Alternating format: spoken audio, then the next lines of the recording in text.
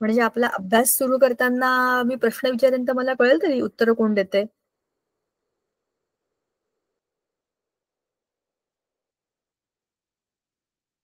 Sir, तुमच्या विद्यार्थ्यांना माझा आवाज येतोय का? कदाचित येतोय. मलाच मगाशी मला आवाज येत नसल्यामुळे माझाच माईक बंद होता, पण आता तो सुरू आहे. तर आपण करायचं का अभ्यासाला सुरुवात? तुम्हाला माझा आवाज येत नसेल तर मात्र मला फक्त सांगा. चला, धडा सुरू करूया आपण. मागच्या वेळेला आपला जो धडा होता, तो होता आपल्या परिसंस्थेतील ऊर्जा प्रवाह. आणि त्यात आपण काय काय पाहिलं होतं ते जरा एकदा पटापट बघूया. आज आपण त्या धड्याच्या शेवटच्या टप्प्यामध्ये आहे. ठीक आहे. चला, परिसंस्थेतील ऊर्जा प्रवाह या आपल्या धड्यामध्ये आपण आपल्या आजूबाजूला असलेल्या सगळ्या वेगवेगळ्या सजीव निर्जीव घटकांचा अभ्यास करतोय. ह्याच्यामध्ये आपल्याला आपल्या आजूबाजूला असलेल्या अनेक ऊर्जांच्या स्रोतांपासून आपलं आयुष्य आणि इतर सजीवांचं आयुष्य, सजीवांचं निर्जीवांचं आणि निर्जीवांमुळे सजीवांचं, अशा एकत्रित सगळ्या ज्या भूमिका आहेत त्यांच्या, त्या संदर्भातला सगळा विचार आपण ह्यात करतोय. आपलं सजीवांचं आयुष्य हे फक्त सजीवांवर अवलंबून नसून आपल्या सभोवताली असलेल्या अनेक निर्जीव घटकांवरती पण अवलंबून असतं.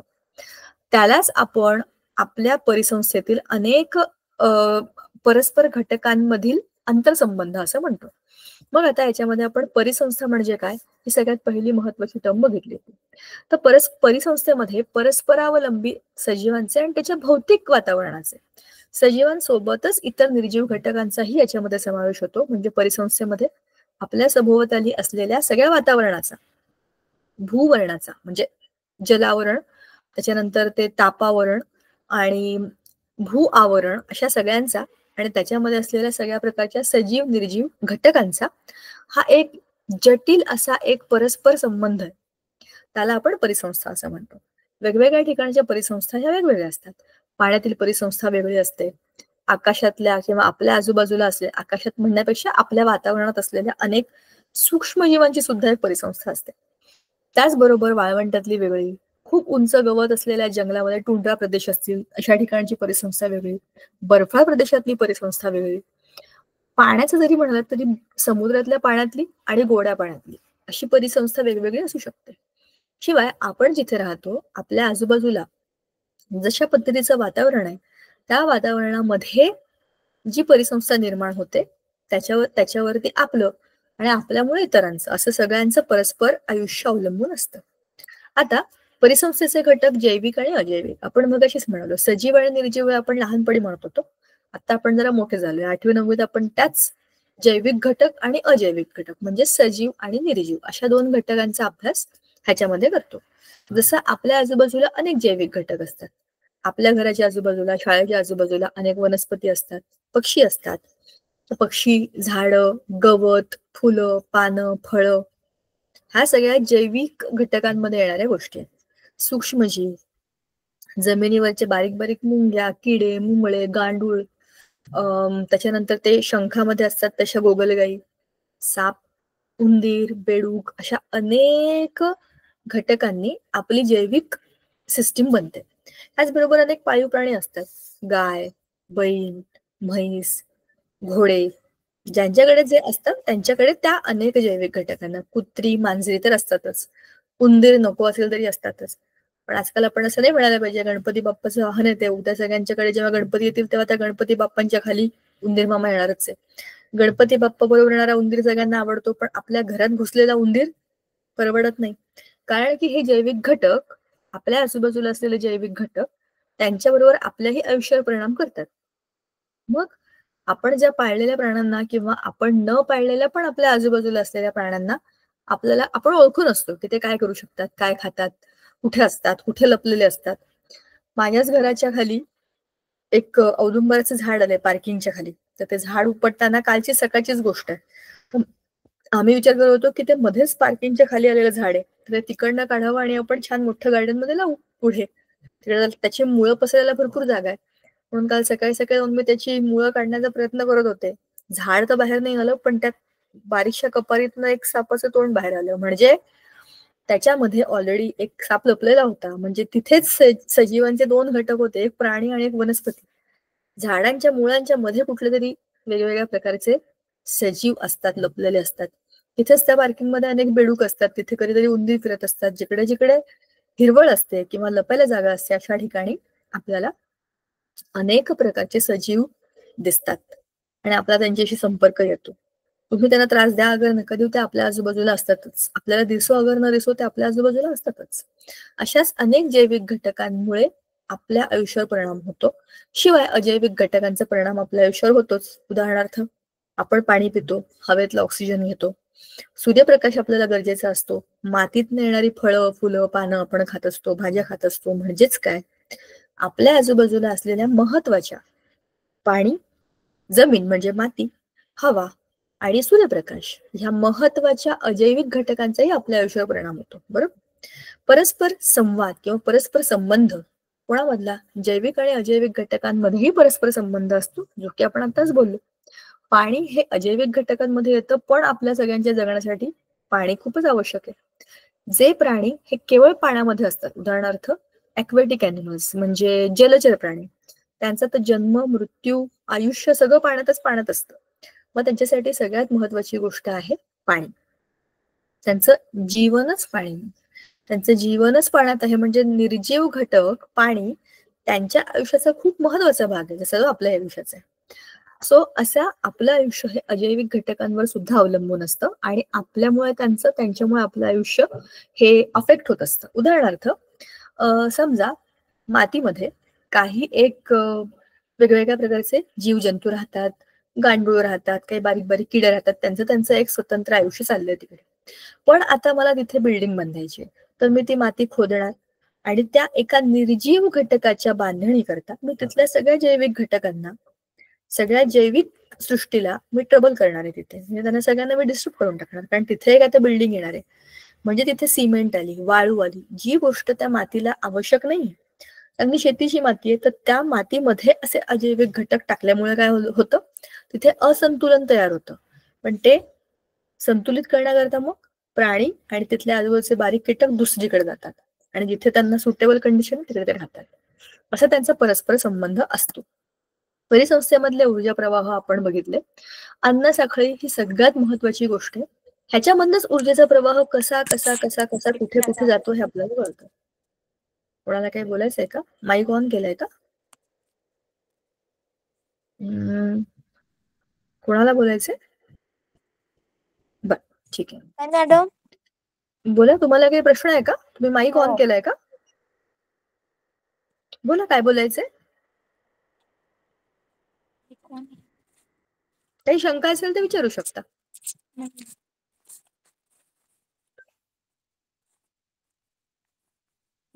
ठीक आहे, काही शंका नसेल तर माईक बंद करा.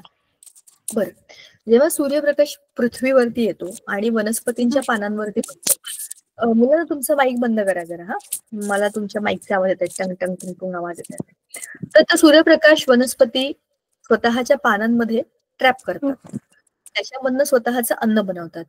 ते अन्न वनस्पतींचं स्वतःचं अन्न असतं, पण ते इतरांकरताही अवेलेबल असतं. तर वनस्पतींची पानं खाणारेही प्राथमिक भक्षक प्राणी असतात.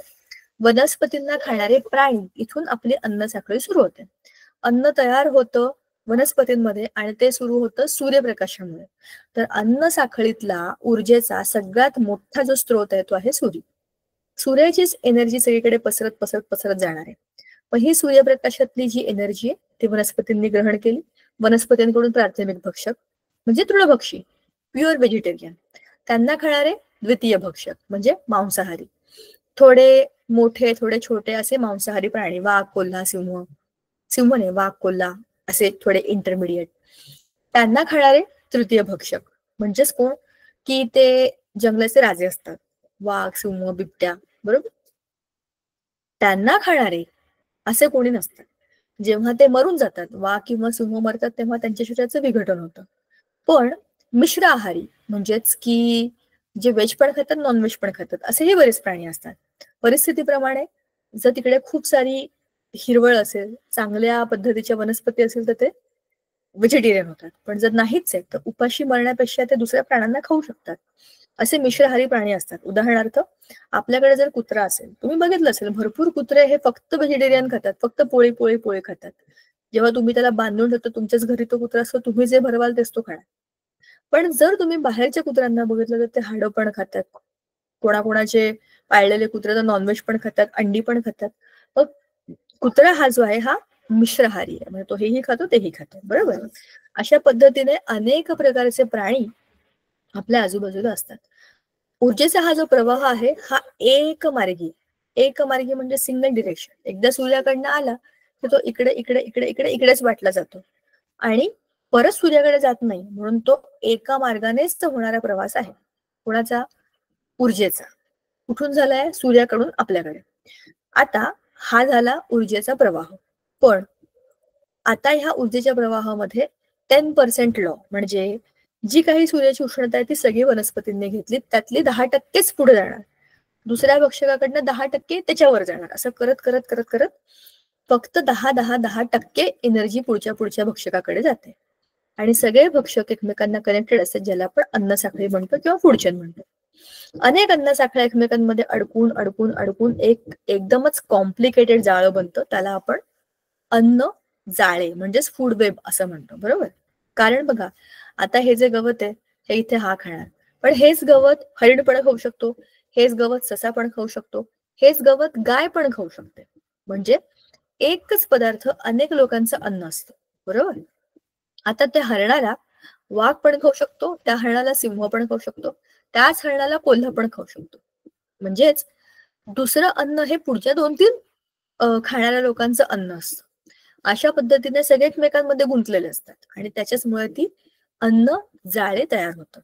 आता आपण फूड वेब म्हणजेच अन्न जाळे ह्याच्याबद्दल जे बोललो तेच चित्र बघा. हा ह्याला पण खातो, हा ह्याला पण खातो, हे कोणी कोणाला खाऊ शकतात, म्हणजेच ते एकमेकांमध्ये अडकलेले असतात. आता ऊर्जेचा मनोरा म्हणजे एनर्जी पिरामिडमध्ये आपण 10% लॉ बघितला, त्याला 10% नियम असं म्हटलं जातं. काही काही एनर्जी जी आहे ही उष्णतेच्या रूपामध्ये किंवा एनर्जीच्या रूपाने बाहेर पडते. पण सूर्याकडनं आलेली एनर्जी 100% वनस्पतींनी घेतली, प्रोड्युसर्स म्हणजे उत्पादक, त्यांच्या इकडनं 10% ती जाईल प्रायमरी कन्झ्युमर्स. वनस्पतींच्या एनर्जीच्या 10% ह्यांच्या 10% ह्यांना म्हणजे 1%. याचे 10% टर्शरी इटर म्हणजे फक्त 0.1% एनर्जी त्यांना मिळाली. बाकी सगळी एनर्जी उष्णता किंवा एनर्जीच्या रूपामध्ये बाहेर पडते किंवा ती डिकम्पोजर्स खाऊन टाकतात आणि गायब होऊन जाते. अशा पद्धतीने सूर्याकडनं आलेली जी ऊर्जा आहे त्यातली फक्त 0.1% टर्शरी इटर्सना मिळते, म्हणजे तृतीय भक्षकांना मिळते. मॅक्झिमम कोणाला मिळते? उत्पादकांना. उत्पादक खाणारे जे असतात प्राथमिक भक्षक, ते त्यातले ते सगळ्यात लकी असतात, कारण त्यांना ती डायरेक्ट 10% एनर्जी मिळते, बरोबर ना. सो अशा पद्धतीने आपलं अन्न काय असावं आता आपल्याला समजलं. विज्ञानामध्ये आपल्याला आता एनर्जी पिरामिड आला, ऊर्जेचा मनोरा म्हणजे काय आता समजलं ना आपल्याला. आता आपण ठरवायचं की आपल्याला काय खायचं. जितकं शक्य तितकं फ्रेश, ताजं आणि शेतामधनं आलेलं ताजं ताजं अन्न खायला पाहिजे, कारण त्याच्यामधनं आपल्याला 10% एनर्जी मिळणार आहे. जी काही त्यांच्यामध्ये ते 10% तरी आपल्यासाठी भरपूर झाली ना. आणि पोषण पातळी, उत्पादक, प्रथम पोषण पातळी, द्वितीय पोषण पातळी, तृतीय पोषण पातळी, हे तर आपण ऑलरेडी बघितलेलंच आहे. त्याच्यानंतर जलीय परिसंस्थेचा ऊर्जा मनोरा. जलीय परिसंस्था, पाण्यामध्ये सुद्धा परिसंस्था आहे, ऍक्वेटिक इकोसिस्टीम. मी तुम्हाला आधीच सांगितलं होतं, पाण्यामध्ये सुद्धा परिसंस्था असते. जसं जमिनीवरती वनस्पती आहेत, त्या वनस्पतींना खाणारे प्राथमिक भक्षक, मग द्वितीय भक्षक, मग तृतीय भक्षक, अशी जी साखळी चालू होते त्याची सुरुवात होते वनस्पतींमधून. वनस्पतींमध्ये असतं हरितद्रव्य आणि ते स्वतःच अन्न स्वतः बनवतात. पाण्यामध्ये सुद्धा वनस्पतींसारखे छोटे छोटे कण असतात, त्याला प्लवक म्हणतात, प्लॅंक्टन. ठीक आहे. तर ते वनस्पतींचे जे प्लवक असतात ते प्राण्यांचे प्लवक खातात.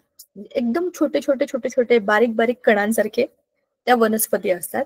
तेवढ्या छोट्या वनस्पतींना खाणारे प्राणी पण तेवढेच छोटे असतात. त्या छोट्या छोट्या प्राण्यांना खाणारे थोडे मोठे मासे, त्यांना खाणारे आणखीन थोडे मासे, त्यांना खाणारे आणखीन थोडे मासे, करत करत करत खूप मोठा मासा, जसं की शार्क, त्यालाही खाणारा मे बी व्हेल, असं सगळं होत गेलं की सगळ्यात शेवटी येतो मानव. मानव दोन्हीकडचं अन्न खाऊ शकतो, तो उभयभक्षीय, किंवा त्याला आपण म्हणतो काय मराठी शब्द आहे त्याला, ओमनिवोरला मराठीमध्ये म्हणतात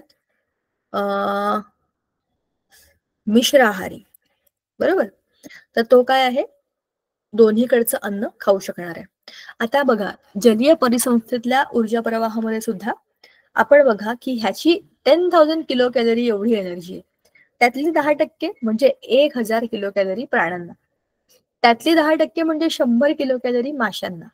त्यातली 10% म्हणजे त्यांना खाणारे जे मोठे मासे असतील ते त्यांना, नाहीतर मग मानवच आहे. म्हणजे काय, की अशा पद्धतीने तुमची एनर्जी जी आहे, म्हणजे ऊर्जा जी आहे ती कमी कमी कमी कमी होत जाते. आणि सगळ्यात जास्त असते वनस्पतींकडे, कारण त्यास अन्न बनवतात. सगळ्यात कमी असते तृतीय भक्षकांकडे किंवा मिश्र आहारी, सगळ्यात वरच्या सर्वोच्च भक्षकांकडे. अशा पद्धतीने ते आपण आता तो प्रकार बघितला. आता पुढे आहे जैव भू रासायनिक चक्र. ह्या चक्राच्या नावातच त्याचा अर्थ आहे आणि हे असं चित्र आपल्या पुस्तकात सुद्धा. जैव भू रासायनिक चक्र. नाव आहे जैव म्हणजे सजीव, भू म्हणजे जमीन, रासायनिक म्हणजे ह्याच्यामध्ये काही रसायनांचाही समावेश होतो. आता बघा कसं, जैव भू रासायनिक चक्रामध्ये आपल्या आजूबाजूला असलेल्या अनेक जैविक घटकांचा जमीन आणि इतर पाणी किंवा रासायनिक घटकांशी कसा संबंध येतो हे बघा. सगळ्यात पहिलं आहे जलावरण वातावरण अंतर्गत. मला जरा सांगा बरं, जलचक्र कसं बनतं? कोणतरी माईक अनम्यूट करा आणि जरा मला सांगा, जलचक्र म्हणजे काय?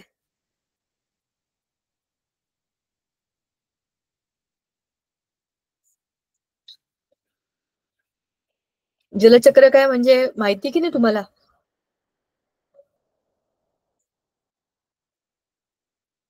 माझा आवाज येतोय की नाही काय माहिती. जलचक्र म्हणजे समुद्रातलं पाणी जे असतं त्याची सूर्याच्या उष्णतेमुळे वाफ होते. बाष्पीभवन म्हणतात त्याला. त्या बाष्पीभवनातनं ते सगळं पाण्याची वाफ झालेली असते ती वर वर वर वर जाते. खूप वर गेल्यावरती त्याचे आपोआप थंड झाल्यावरती त्याची ढग बनतात. संघनन म्हणतात त्याला. ते थंड झालेले पाण्याचे वाफेतले जे काही ढग असतात ते पुढे पुढे पुढे पुढे सरकत जातात. हवेचा दाब जिकडे कमी अशा ठिकाणी ते सरकत राहतात. मग जेव्हा खूपच जास्त ढग निर्माण होतात, स्पेशली उन्हाळ्यामध्ये खूप जास्त उष्णता असते, खूप जास्त पाण्याची वाफ होते, खूप जास्त ढग बनतात आणि ते जमा होत होत होत होत होत पुढे पुढे सरकत सरकत सरकत अशी परिस्थिती येते की आता त्यांना कुठे जायला जागा नाहीये आणि त्यांच्या परस्पर मध्ये असलेल्या त्या धक्काबुक्कीमध्ये त्यांच्यामध्ये असलेलं पाणी खाली पडतं, म्हणजे पाऊस पडतो. म्हणजे जलचक्रामध्ये आपण हे बघितलंय की जमिनीवरचंच पाणी आकाशात गेल्यावर पाण्याची वाफ होणं आणि तिथून परत ते खाली पाण्याच्या स्वरूपात येणं, पावसाच्या स्वरूपात येणं, हे एकमेकांना जोडल्या गेलेल्या क्रिया आहेत. आणि अनेक हजार वर्षापासून हे जलचक्र असं सुरू आहे. पृथ्वीच्या वेगवेगळ्या ठिकाणी वेगवेगळ्या स्वरूपाचा पाऊस पडतो, पण पाऊस हा पृथ्वीवर पडतोच आहे की.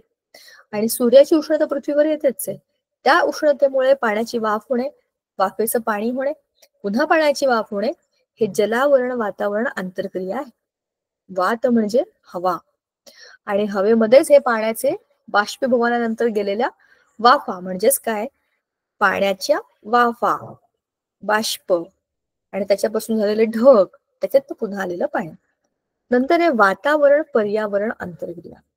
आपल्या आजूबाजूला असलेल्या सगळ्या सजीव निर्जीव म्हणजे जैविक अजैविक घटकांना एकत्र केलं की पर्यावरण बनतं. सॉरी, मग वातावरण पर्यावरण आंतरक्रिया कशी असते हे आपण मगाशीच बोललो होतो की आपल्या आजूबाजूला हवा आहे आणि हवा हे अनेक वायूंचं मिश्रण आहे.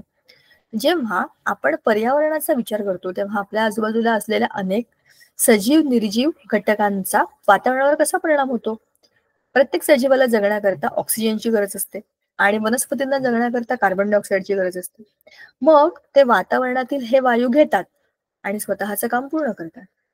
पण आपल्या पर्यावरणामध्ये असलेल्या अनेक निर्जीव घटकांचा, उदाहरणार्थ आपण विचार करूया की आपल्या इथे असलेल्या हा आपल्या आजूबाजूला अनेक दगड आहेत, खडक आहेत. आमच्या घरासमोर तर डोंगर पण आहे. समजा असे डोंगरातले मोठे मोठे दगड खडक खाली पडलेले आहेत, तर त्या खडकांवर वातावरणाचा परिणाम होतो का? होतो ना. जोरात हवा आली, एकदम जोरदार, काय बरं म्हणतो आपण त्याला, पॉवरफुल विंड, जोरदार अशी हवा आली, त्याच्यामुळे त्या दगडांचं क्षरण होतं. क्षरण म्हणजे तुटतात, त्यांची वरच्या वरच्या पृष्ठभागावरचे थर निघून जातात आणि त्या हवेबरोबर उडतात. म्हणजेच वातावरणाचा पर्यावरणावर परिणाम होतो. तिसरं आहे जलावरण वातावरण पर्यावरण आणि शिलावरण यांची जीवावरणाची होणारी अंतक्रिया. जीवावरणामध्ये म्हणजे सगळ्या सजीव भूमी किंवा जी सजीव सृष्टी आहे भूमीवरची, त्यांचा जलावरण, वातावरण, पर्यावरण, शिलावरण ह्यांच्या बरोबर कसा एक कोरिलेशनचा भाग असतो तो बघा. जलावरणाचा आपल्यावर डायरेक्ट इम्पॅक्ट आहे. खूप जास्त पाऊस पडला, पूर आला, गेलो आपण कामात. दुष्काळ पडला, पाऊसच नाही तरी गेलो आपण कामात. आपल्या सगळ्यांना सजीवांना जगण्याकरता पाणी हवंय, पण ते योग्य प्रमाणामध्ये आणि चांगलं पाणी हवं. तर ह्या जलावरणाचा आपल्या आयुष्यावर परिणाम होतो आणि तेच आपल्या जलचक्रामधनं पण आपल्याला माहिती आहे. दुसरं आहे वातावरण, जे की आपण आत्ताच बोललो की वातावरणातील अनेक वायूंचा आपल्यावर परिणाम होतो. खूप जास्त प्रदूषित हवा असेल तर आपल्याला अस्वस्थ होतं, डोकं दुखायला लागतं, मळमळतं, डोळे चुरचुरतात, त्रास होतो. वातावरण हे आपल्या आजूबाजूला असलेलं सॉरी हवेचं आवरण आहे. या आवरणाचा आपल्या जीवांवरती म्हणजे आपल्या सगळ्या जीवसृष्टींवरती सरळ सरळ परिणाम होत असतो. पर्यावरण आपण मगाशीच म्हणलं, आपल्या भोवताली असलेल्या सगळ्या जैविक अजैविक घटकांनी आपलं पर्यावरण बनलंय. आपल्या आजूबाजूला हवा, पाणी, माती आणि तिथे असलेल्या अनेक प्रकारच्या नैसर्गिक संसाधनं ह्यांचा परिणाम आपल्यावरती होतोच. आणि शिलावरण म्हणजे जमिनीमध्ये असलेल्या शिला, दगड, खडक ह्यांचा खूप मोठा भाग असतो माती बनवण्याकरता. म्हणजे मृदा निर्मितीमध्ये ह्या शिलांचा, खडकांचा खूप मोठा परिणाम असतो. तुमच्या आजूबाजूला कशा पद्धतीच्या शिला आहेत तशा पद्धतीची माती बनते. मोठे मोठे दगड जर ते लाल मातीचे असतील, तसेच तसेच ते डोंगर असतील तर त्यातनं येणारी खाली माती सुद्धा लाल माती असते. मोठेच्या मोठे अनेक वेगवेगळ्या मिनरल्सनी वेगवेगळे दगड असतात, त्यांच्यापासून काळी माती किंवा ती असते ना ती थोडीशी खडकाळ माती, अशा अनेक मृदांचे प्रकार हे कशामुळे होतात? ज्या पद्धतीचे खडक तुटून त्यांचा भुगा होऊन त्याची निर्मिती होते, त्या पद्धतीचं ते शिलावरणातनं मातीचं निर्माण आणि त्याचा आपल्या जीवावर आपल्या जीवसृष्टीवर होणारा परिणाम कसा काय? विशिष्ट पद्धतीच्या मातीमध्ये विशिष्ट पद्धतीचीच रोपं येतात. सगळी झाडं सगळीकडे लागत नाही.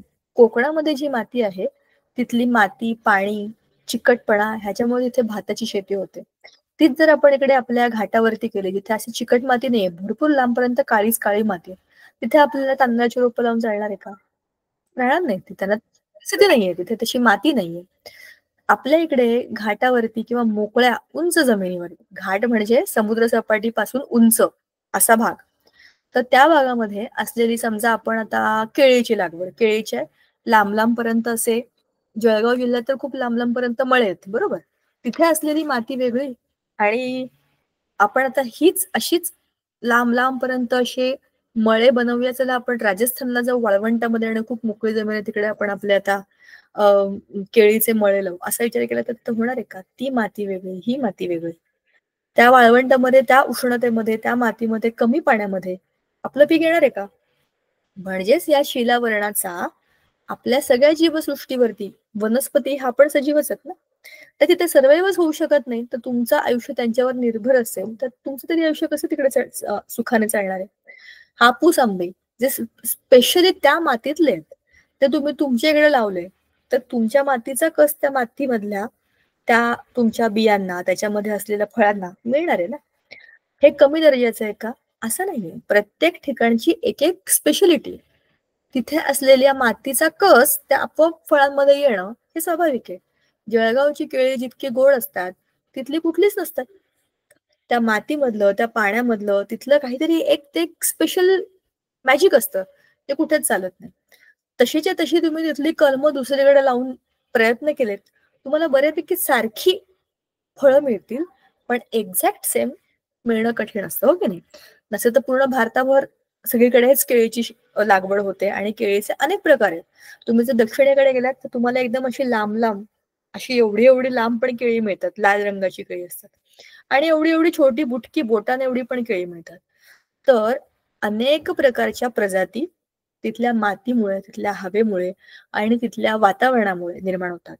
तर ह्या सगळ्याचा परिणाम आपल्या सगळ्या सजीवांच्या आयुष्यावरती आणि त्यातल्या आंतरक्रियांवरती होत असतो, बरोबर ना?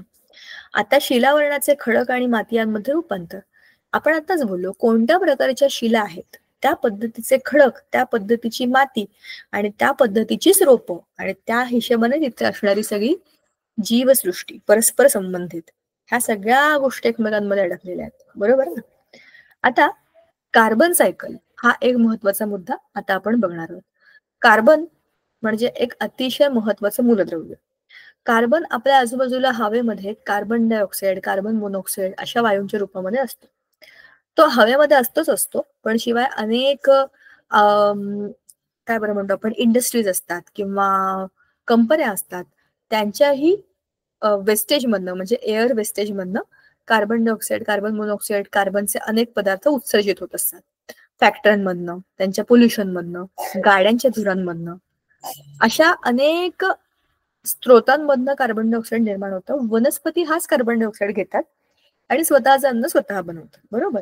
आणि ते असतात ग्लुकोज फॉर्म मध्ये. पण आता बघा, आजूबाजूला हवेमध्ये म्हणजे वातावरणामध्ये असलेला कार्बन वनस्पतींनी घेणं म्हणजे एका अजैविक घटकाला जैविक घटकामध्ये प्रवेश देण्यासारखं आहे. हवेतला कार्बन वनस्पतींनी घेतला आणि त्यांनी स्वतःचं अन्न बनवलं म्हणजे हवेतून तो गेला वनस्पतींकडे. आता ह्या वनस्पतींना खाणार प्राणी, त्यांना दुसरे, त्यांना तिसरे, करता करता करता करता शेवटचा प्राणी, तृतीय भक्षक जेव्हा मरेल तेव्हा काय होईल? त्याच्या शरीरातील सगळ्या सगळ्या घटकांचं विघटन होईल. मग त्याच्यामधनं कार्बन डायऑक्साईड हा वायू बाहेर पडतो. कार्बन मोनॉक्साईड सुद्धा, जसं की आपण बघितला अनेक ठिकाणी, मोनॉक्साईड म्हणजे कार्बन डायऑक्साईड, कार्बन बाहेर पडतो. तो जसा असो तसा हवेमध्ये पुन्हा त्याचा निचरा होतो आणि इतर जे काही कार्बनचे घटक असतात, जसे की आपल्या शरीरामध्ये ग्लुकोज पण आहे, प्रत्येक पेशीमध्ये ग्लुकोज आहे, बऱ्याच ठिकाणी कार्बन आहे. आपलं शरीरच पूर्ण ऑर्गॅनिक आहे, म्हणजे ऑर्गॅनिक आहे. तर त्यातल्या अनेक घटकांचं विघटन जेव्हा होतं तेव्हा ते मातीमध्ये जेव्हा मुरले जातात तेव्हा पुन्हा जो कार्बन निसर्गातनं आला होता तो निसर्गामध्ये जातो. म्हणजे हे एक पूर्ण चक्र आहे, बरोबर? कार्बन हवेमधनं वनस्पतींमध्ये आणि वनस्पतीमधनं पुन्हा निसर्गामध्ये, एकतर हवेमध्ये किंवा मातीमध्ये किंवा कुठल्या तरी दुसऱ्या फॉर्म मध्ये पूर्णच्या पूर्ण एक पूर्ण चक्र कंप्लीट करतो. त्याला आपण म्हणतो कार्बनची सायकल, म्हणजेच कार्बनचे चक्र. जसं जलचक्र आहे ना, सेम तसंच आहे. तसंच बघा, आता काही महत्वाच्या जैविक अभिक्रिया आहेत. सगळ्यात पहिली आहे कार्बनची, कार्बन डायऑक्साईड अधिक पाणी, सनलाईट आणि क्लोरोफिल बरोबरची अभिक्रिया, याला आपण प्रकाश संश्लेषण म्हणतो. आणि वनस्पतींमधल्या क्लोरोफिल नावाच्या म्हणजे हरितद्रव्याच्या आणि सनलाईट म्हणजे उष्णतेच्या सहाय्याने ही अभिक्रिया होते. वनस्पती स्वतःचं अन्न C6H12O6 म्हणजेच काय, शर्करा, या फॉर्म मध्ये बनवतात. त्याबरोबर पाणीही मिळतं, ऑक्सिजन पण मिळतो. ऑक्सिजन जो मिळतो तो आपण घेतो. वनस्पतींकडून आलेला ऑक्सिजन आपण श्वसनाद्वारे आपल्या शरीरामध्ये घेतो. म्हणजे ह्या कार्बन डायऑक्साईडनं किती गोल गोल गोल फिरून वनस्पतींच्या आतमध्ये जागा मिळवली आहे. आता ह्या अभिक्रियेतनं प्रत्येक प्राण्याच्या शरीरामध्ये ह्याच शर्करेचं ज्वलन होतं, म्हणजे एनर्जी निर्माण होते, ऊर्जा. काम करण्याकरता नुसतंच खाल्लं तर एनर्जी कशी येणार? एनर्जी येण्याकरता त्याची बर्निंगची प्रोसेस व्हायला पाहिजे, म्हणजे त्याला जळलं पाहिजे. तर ही शर्करा जळते म्हणजे काय होते? ऑक्सिजन बरोबर त्याची अभिक्रिया होते. आणि ती कुठे होते? मायटोकॉन्ड्रिया. मायटोकॉन्ड्रिया आपल्या पेशीमधली दुसरी एक छोटीशी फॅक्टरी आहे जिकडे शर्करेचं ज्वलन होतं. आणि ह्या अभिक्रियेतनं पुन्हा एकदा कार्बन डायऑक्साईड निर्माण होतो आणि जो वायू रूपात बाहेर पडतो, म्हणजेच आपण उच्छ्वासातनं कार्बन डायऑक्साईड बाहेर टाकतो. आपण ऑक्सिजन घेतला होता, कार्बन डायऑक्साईड दिला. वनस्पतींनी कार्बन डायऑक्साईड घेतला होता आणि ऑक्सिजन दिला, पण ह्या सगळ्यामध्ये हा जो एक रेणू बनला C6H12O6, याने एक पूर्ण चक्र पूर्ण केलेलं आहे. चक्र म्हणजे पूर्ण सायकल, ठीक आहे. नंतर अशीच आहे ऑक्सिजनची सायकल. ऑक्सिजन सुद्धा हवेमध्ये असतो, आपण त्याला श्वासातनं आत घेतो आणि कार्बन डायऑक्साईड मधनं परत त्याला बाहेर टाकतो. कार्बन डायऑक्साईड मध्ये पण CO2 आहे, बरोबर ना? त्याचा फक्त आता प्रकार बदललाय, म्हणजे ऑक्सिजन हा एकटा ऑक्सिजन न राहता त्याच्यावर कार्बन पण आलाय, म्हणजे ते एक वेगळं संयुग तयार झालंय आणि त्याचे गुणधर्म बदलले. पण आपण घेतलेले ऑक्सिजन दुसऱ्या रूपात का असे ना, पण ते बाहेर पडतात आणि ते बाहेर पडलेले वनस्पती घेतात आणि एक पूर्ण चक्र सुरू राहतं, बरोबर? वनस्पती परत CO2 घेणार आणि पुन्हा ऑक्सिजन देणार. बघा चक्र काय आहे. प्लांट्स प्रोड्यूस ऑक्सिजन, वनस्पतींनी ऑक्सिजन निर्माण केला, प्राण्यांनी तो श्वासातनं घेतला, प्राण्यांनी कार्बन डायऑक्साईड बनवला, वनस्पतींनी तो पुन्हा घेतला आणि पुन्हा आपलं ऑक्सिजनची निर्मिती झाली. त्यालाच ते चक्र म्हणतात ना. चक्र म्हणजे सतत सुरू राहणारी चेन. असे आहे ऑक्सिजनचे चक्र. नंतर नायट्रोजन सायकल. आता नायट्रोजन हा आपल्या हवेतला मॅक्झिमम पर्सेंट असलेला एक वायू आहे. नायट्रोजन हा त्या मनाने कमी रिॲक्टिव्ह आहे. जसा कार्बन किंवा ऑक्सिजन पटकन रिॲक्ट होतात, ऑक्सिजन कार्बन डायऑक्साईड आपण श्वासात घेतो. नायट्रोजनची अभिक्रिया वेगळ्या पद्धतीने होते. हवेतला नायट्रोजन हा नायट्रोजन फिक्सिंगच्या स्वरूपामध्ये वनस्पतीमध्ये, जमिनीमध्ये मुरला जातो. वनस्पतींना NPK असे फर्टिलायझर, म्हणजे एक काय बरं म्हणतात फर्टिलायझरला, फर्टिलायझर वनस्पतींना शेतीमध्ये टाकतात ना, खत, रासायनिक खत, त्याच्यामध्ये NPK मधला N म्हणजे हा नायट्रोजन असतो. तर ह्याची गरज असते वनस्पतींच्या वाढी करता, कारण त्याच्यातनं प्रोटीन, अमायनो ऍसिड, प्रथिन ह्या सगळ्या गोष्टी जनरेट होतात, म्हणून नायट्रोजनची गरज असते. पण हा नायट्रोजन पटकन रिॲक्ट होत नाही. म्हणून दोन पद्धतींनी जमिनीमध्ये आणि आपल्या फूड चेनमध्ये, म्हणजे आपल्या लाईफ सायकलमध्ये येतो बघा. तर तो काय करतो, वातावरणातील नायट्रोजन अमोनियम नायट्रेट आणि नायट्राइट या फॉर्म मध्ये रूपांतरित होतो. हवेत नायट्रोजन आहे तो हवेतला नायट्रोजन काही वनस्पतींच्या मुळांमध्ये असलेले रायझोबियम नावाच्या बॅक्टेरियामधनं परावर्तित होतो आणि जमिनीमध्ये मुरतो. बरोबर. हे बघा इथे त्या बारीक बारीक ते ऑर्गन्स आहेत, मायक्रो ऑर्गॅनिझम्स आहेत. वनस्पतींच्या शरीरामध्ये प्रत्येक वनस्पतीच्या प्रत्येक पेशीमध्ये नायट्रोजन आहे, कारण ते प्रोटीन आहे. आपला DNA RNA बनवताना सुद्धा तिथे आपल्या प्रत्येक पेशीमध्ये नायट्रोजनचा कंटेंट असतो आणि तो जो नायट्रोजन आहे तो प्रत्येक पेशीच्या जीवनाकरता आवश्यक असतो. पण पेशी ह्या त्या नायट्रोजनला वापरून बाहेर जेव्हा टाकतात तेव्हा अमोनियाच्या फॉर्म मध्ये, युरिनच्या फॉर्म मध्ये अशा त्या टाकतात. हे जर आपण आता पुस्तकामध्ये सुद्धा बघूया. नायट्रोजन सायकल ही शेवटची गोष्ट आहे. बघा, आपल्या परिसंस्थेतल्या ऊर्जा प्रवाहाबद्दल आपण आता काय काय बघितलं. ऊर्जा प्रवाह कोणते असतात, अन्न साखळी, अन्नजाळे म्हणजे काय हेही आपण पाहिलेलं आहे. त्याच्यानंतर कोण कोणाच्या बरोबर अन्न साखळीमध्ये जोडलं जाऊ शकतं ते बघितलंय. पोषण पातळी आपण मग अशी बघितली. त्याच्यानंतर ऊर्जेचे प्रवाह, जलीय ऊर्जा मनोरा हाही आपण बघितलं.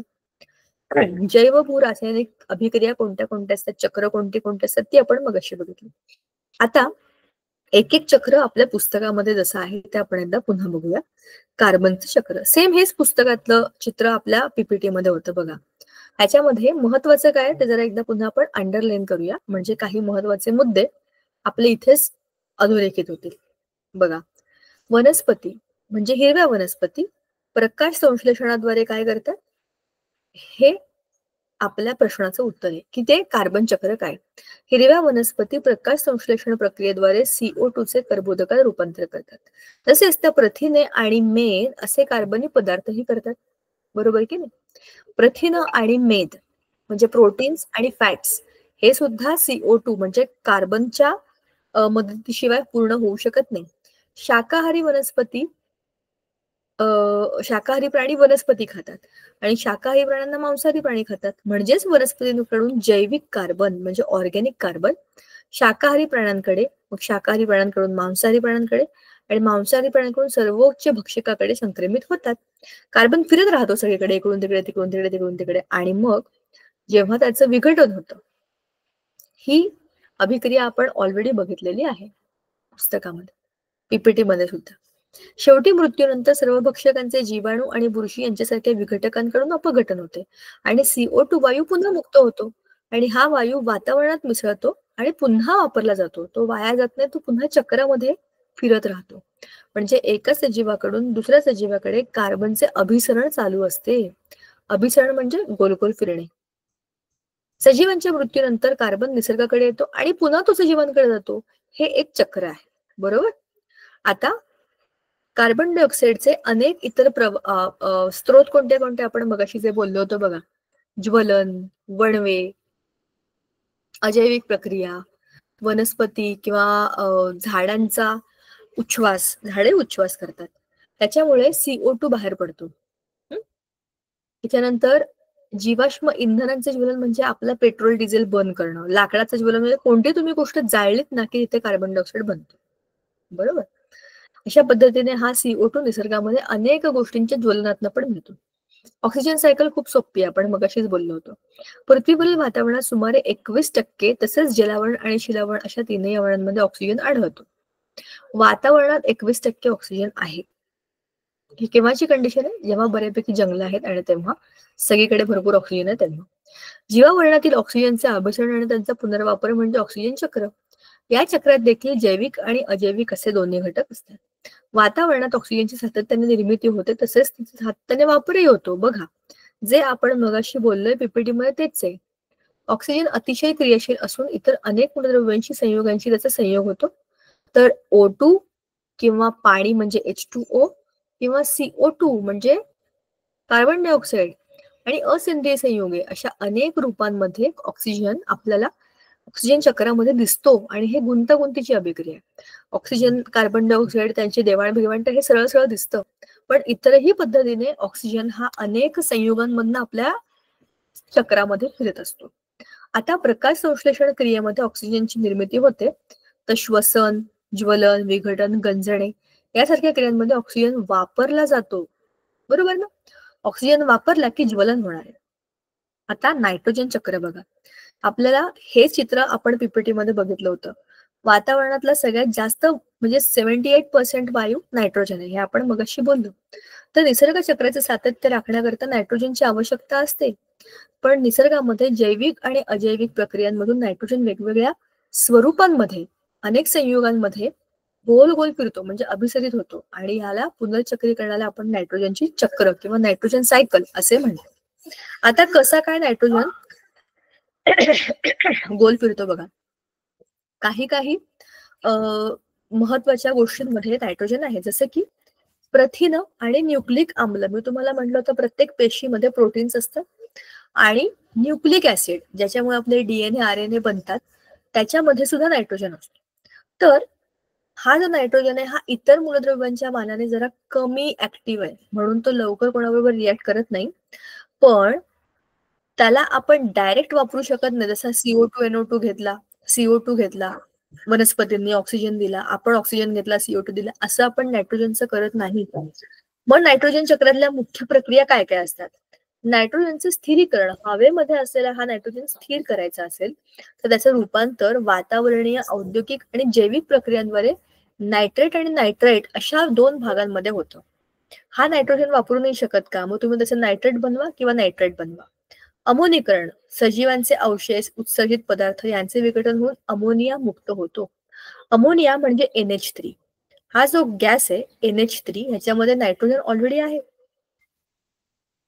हा अमोनिया अनेक विघटित पदार्थांचं म्हणजे उत्सर्जित पदार्थांचं, डेड बॉडीज असतात त्यांचं उत्सर्जन होऊन, त्याचं विघटन होऊन अमोनिया बाहेर पडतो, म्हणून तर घाण वास येतो ना.